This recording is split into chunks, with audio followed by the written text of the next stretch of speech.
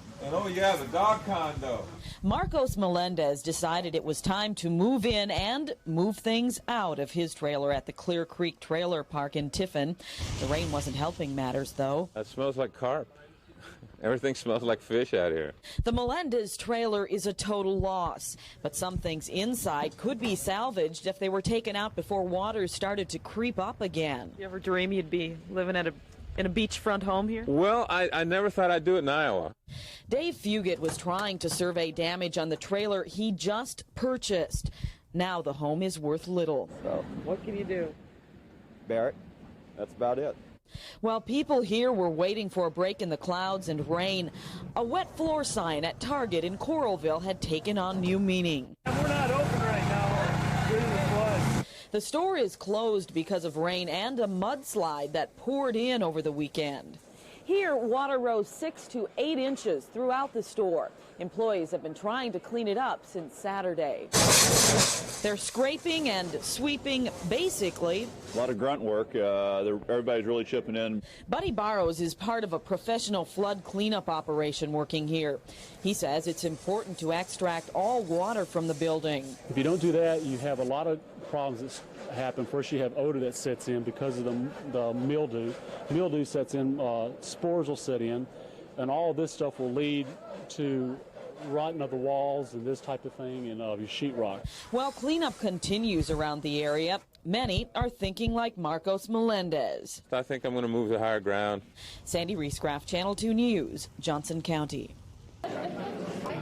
How much water damage? Connie and Bill Smith lost a business in last week's flooding. They came to the Disaster Assistance Center looking for help today because you just don't really know what hit you. Maria Schroeder didn't know what hit her. She was away on vacation when about 3 feet of sewer water flooded and destroyed her Coralville apartment. She came home to find this mucky stuff all over what used to be my apartment.